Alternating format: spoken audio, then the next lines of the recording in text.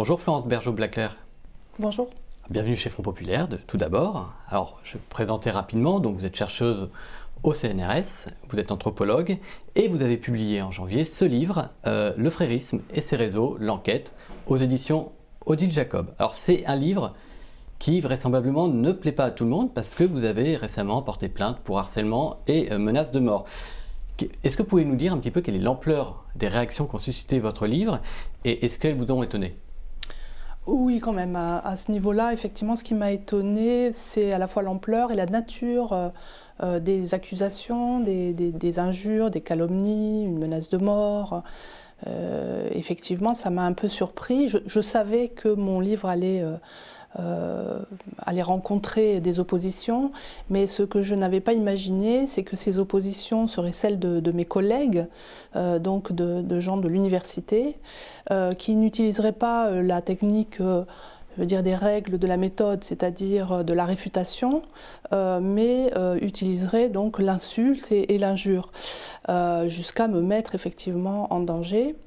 Et le ferait en français, mais aussi en anglais, venu donc du CNRS de l'université aussi en France, en Belgique, aux États-Unis.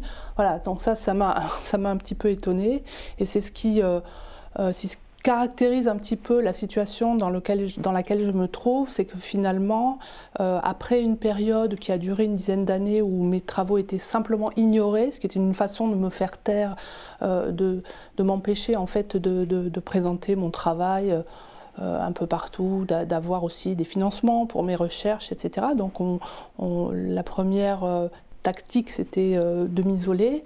Et aujourd'hui, que mon travail est mis en évidence dans la presse, dans des journaux qui montrent qu'il est apprécié aussi par le public qui l'achète, mon livre se vend bien, ça a déclenché la fureur de certains qui aujourd'hui m'attaquent avec des arguments incroyables, c'est-à-dire accusations de fascisme, de nazisme, comparaison avec Drummond, évocation de la cinquième colonne, enfin des choses complètement incroyables.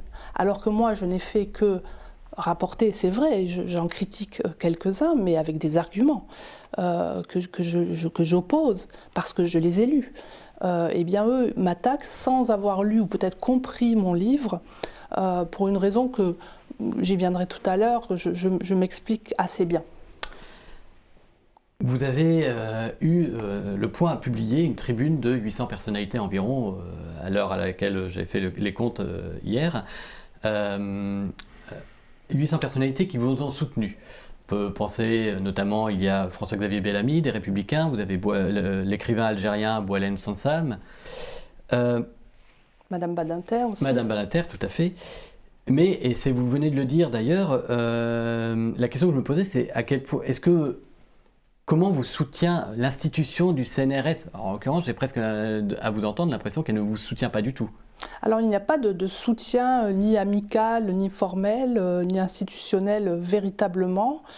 J'ai obtenu la protection fonctionnelle juste hier soir pour ce qui concerne donc les menaces de mort, mais pour ce qui est des injures, des calomnies répétées sur les réseaux sociaux, de la part notamment d'un ancien collègue qui en est à son 80e tweet contre moi, là par contre c'est le silence radio. Je n'ai pour l'instant aucun soutien, aucun désir de même comprendre la situation. Ça c'est très particulier. Alors je veux bien que le CNRS soit une grosse machine, une lourde machine, soit difficile à gérer, mais même de mon laboratoire ou même du comité éthique, ou que sais-je, au moins s'intéresser à ce qui pourrait s'être passé, simplement me demander peut-être mon avis, ma version, voilà, ça, rien. Ça vous étonne parce que finalement on vous a quand même autorisé à travailler sur ces sujets, donc ça veut dire qu'ils ont été validés en amont, donc on pourrait s'attendre à ce qu'on vous soutienne. Alors c'est intéressant ce que vous dites. En fait, on n'autorise pas les recherches d'un chercheur. Nous sommes absolument libres, et ça je remercie le CNRS et l'ensemble de mes concitoyens qui payent, puisque je suis fonctionnaire de l'État français. Non, nous ne sommes absolument pas contrôlés sur les recherches que nous menons. Nous sommes absolument libres.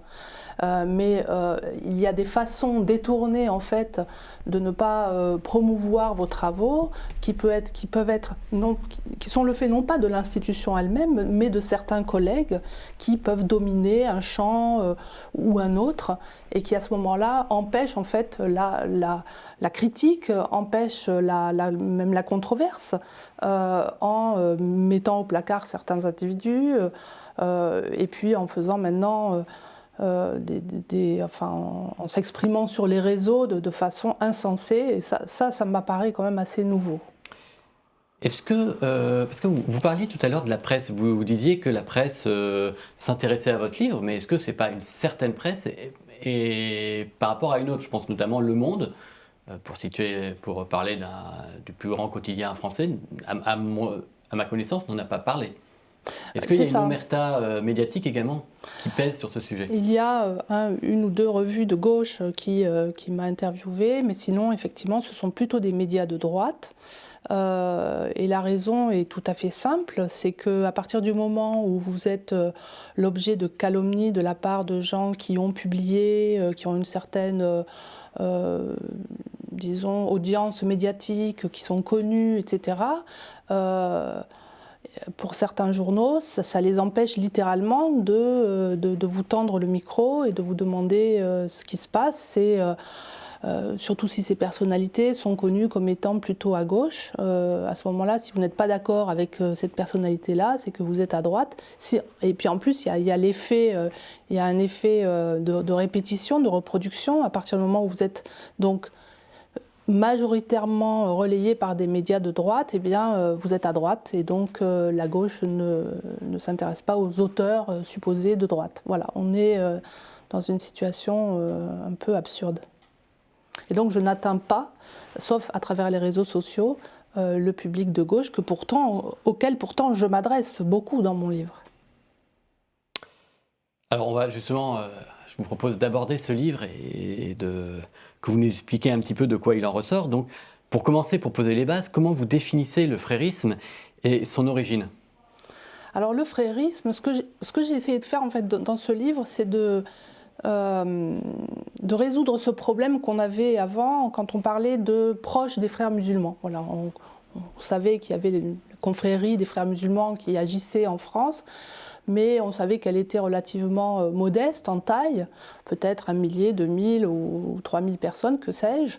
On voyait quand même que leur influence était absolument disproportionnée par rapport au nombre de personnes. Et donc, les personnes qu'on sentait proches de la confrérie, on les appelait donc les proches des frères musulmans. Et pour moi, c'était pas suffisant à décrire ce phénomène effectivement assez massif qui concerne peut-être... qui concerne toute la population musulmane et qui concerne aujourd'hui même l'ensemble de la société française, mais qui est activé peut-être par 25% de la population musulmane, ce qui est quand même beaucoup plus que la confrérie. Donc ce deuxième cercle, en fait, je l'ai appelé le frérisme. Et je le définis en m'appuyant en fait sur des concepts de la sociologie des organisations. Je le définis comme un système d'action, c'est-à-dire un système qui a pour but... Donc un système, c'est autoréférentiel, qui a sa propre philosophie, ses propres organes. Et c'est un système d'action dans le sens où il veut mettre en marche, donc l'action, les différentes composantes du paysage islamique, des plus modérés aux plus littéralistes, pour les faire aller donc vers l'objectif califal, c'est-à-dire le califat, la société islamique mondiale, qui ressemble plus à Dubaï qu'à Raqqa, qu'au désert de Raqqa, pour vous situer un petit peu. Et donc cette grande marche en avant qui avait été levée par Youssef El-Qaradawi, qui est un des pères du frérisme, elle doit amener donc l'ensemble de l'humanité en fait vers la finalité. Et ça peut prendre des siècles, mais il faut le mettre en marche. Donc c'est très différent de la confrérie. Enfin, c'est pas très différent, mais la confrérie, c'est le moteur, et le frérisme, c'est ce système d'action. Voilà. Vous évoquez à un moment dans votre livre une société charia compatible. Vous reprenez ce terme. Est-ce qu'elle est possible selon vous à court terme, moyen terme? Vous avez parlé de siècle tout à l'heure, donc ça m'intéresse d'avoir votre vision dessus. Et par ailleurs, vous écrivez qu'il est erroné d'assimiler l'islam à l'islamisme. Donc là, ça aussi, c'est une notion que j'aimerais bien que vous nous expliquiez. Alors, sur la première question, on en est à la deuxième et même à la troisième génération issue de l'influence frériste des frères musulmans en Europe, puisqu'ils sont arrivés dans les années 1960. Le frérisme, et surtout ceux des Européens, des frères qui sont nés en Europe, ne cherchent pas à imposer la charia directement. Ils passent par un état intermédiaire entre le Dar el-Harb, c'est-à-dire le territoire de la guerre, et le futur territoire de l'islam, Dar el-Islam. Et ils appellent cela le Dar el-Had, c'est-à-dire la terre de contrat. Et durant ce processus qui doit permettre de passer de la terre des mécréants à la terre de l'islam, il y a une transformation qui doit s'opérer, qui doit combiner à la fois les meilleurs éléments de la modernité et la loi de Dieu. Et ça, c'est ce qu'ils parviennent en fait à imposer en rendant la société charia compatible avec la charia. Et pour ça, le frérisme utilise deux grands moteurs, l'économie, le marché halal, la culture, qui est aussi un véhicule de culture mondialisée, et la lutte contre l'islamophobie structurelle. Un concept dont on va parler tout à l'heure. Voilà. Et pour répondre à votre deuxième question, je distingue donc le frérisme de l'islamisme en ce sens qu'il fait partie bien sûr de la grande famille des islams politiques ou politico-religieux, mais il s'est développé à partir de l'Occident, des campus américains et européens, et il cherche à se développer en contournant le politique et en passant plutôt par l'économie, le soft power, la culture. Alors que les islamistes, traditionnellement, dans les pays musulmans, veulent le pouvoir et se confrontent à un État. Ici, ils sont dans un nouveau climat, dans un espace démocratique, de démocratie libérale, et ce qu'ils veulent, c'est accoutumer la société à la présence de l'islam jusqu'à ce que ça devienne un corps entier. Et ils se présentent un peu comme les ambassadeurs de l'islam. Ces musulmans nés en Europe, qui se frérisent, se présentent comme les ambassadeurs de l'islam en Occident. Donc c'est leur première et primaire identité, l'islam. Et à quel point ce mouvement finalement se nourrit du déclin du christianisme? Est-ce que c'est lié? Est-ce qu'il y a une corrélation entre les deux? Du déclin du christianisme, notamment en Occident, je pense bien évidemment à la France. Je ne sais pas, je me suis jamais interrogée de cette manière-là. Il est évident que le frérisme était adapté aux démocraties sécularisées, multiculturelles, plurireligieuses, qu'effectivement il profite effectivement du recul du christianisme dans le sens où ce recul est organisé dans nos sociétés sécularisées, dans le sens d'une invisibilisation du religieux, parce que et puis d'une espèce de détestation du religieux qui nous vient surtout en France, de la visibilité du religieux. Et donc ils arrivent avec un nouveau concept religieux plus moderne, plus intégral, qui est très différent de la tradition religieuse avec ses lourdeurs. Donc je ne sais pas si ça répond à votre question, mais enfin voilà, je le mettrai comme ça en balance. Et si on s'intéresse au cas précis de la France, à quel point s'est développé le frérisme aujourd'hui? Vous parliez du halal, vous y avez consacré un livre. Donc c'est quelque chose d'assez... Alors insidieux n'est pas forcément le terme que je voudrais employer, mais c'est un peu l'idée. C'est-à-dire on n'en mesure pas forcément l'existence de façon très claire, comme ça, c'est pas forcément très visible. Et est-ce que cette propagation, si tant est qu'il y ait propagation, vous allez me répondre, est minimisée en France selon vous? Alors là, j'ai étudié les normativités islamiques et leur logique interne, ce qui a donné ce livre, Le marché halal ou l'invention d'une tradition, où je montre en effet qu'il y a une façon de se réapproprier et de diffuser la norme qui est très progressive. Ça commence par la viande en fait. Moi je me souviens quand j'ai débuté mes toutes premières enquêtes dans les années 1990, la plupart des musulmans ne mangeaient pas halal.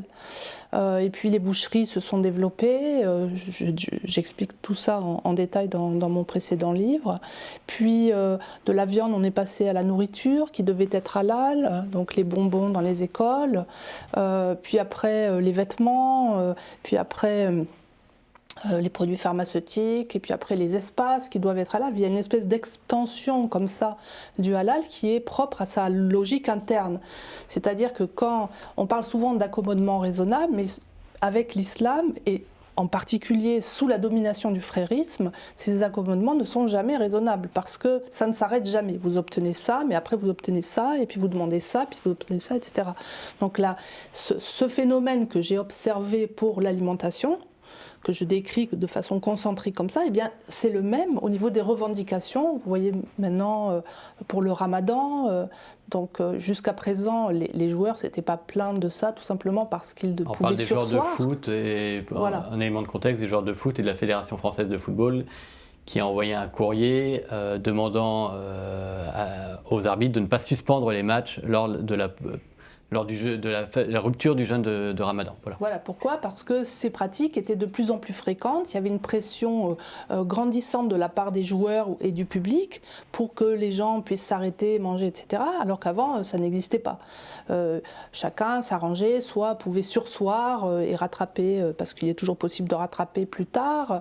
Donc il y a des techniques comme ça d'accommodement, d'assouplissement à l'intérieur même de l'islam. Mais avec le frérisme, tout ça ne vaut plus, puisque vous êtes en terre musulmane bientôt, en terre de contrat pour le moment, mais musulmane bientôt, vous devez véritablement obéir à la loi du Dieu, puisque vous êtes musulman. Donc cette poussée frériste a obligé effectivement la Fédération française de football à prendre des décisions pour tout le monde, afin que les arbitres ne se trouvent pas sous pression et même menacés si jamais ils ne voulaient pas obtempérer. Et alors l'argument a été complètement renversé, c'était la Fédération française veut interdire le ramadan. À la fin, c'est ça, c'est donner-leur des dates et des jeux et de l'eau. On arrive à des absurdités comme ça. C'est ça la logique du frérisme, c'est mettre les choses à l'envers. Ils ne sont pas tout seuls, il y a d'autres groupes comme le wokisme qui aussi procèdent de cette manière-là. La différence près que le frérisme a un réel projet avec une façon de vivre au quotidien, il y a un livre, il est pluricentenaire, on n'est pas exactement pareil que sur la religion, je ne suis pas trop d'accord avec ce terme de mon collègue Jean-François Bronstein, de la religion woke, qui est une religion inventée très récente. Alors, je vous propose de changer un peu de sujet, parce que maintenant je vous propose de parler de l'Europe, c'est un sujet qui nous tient à cœur forcément à Front Populaire, et vous y consacrez un chapitre, puis vous en parlez également par ailleurs plusieurs fois dans votre livre. Alors à quel point les réseaux fréristes sont implantés et influents dans les institutions européennes aujourd'hui ?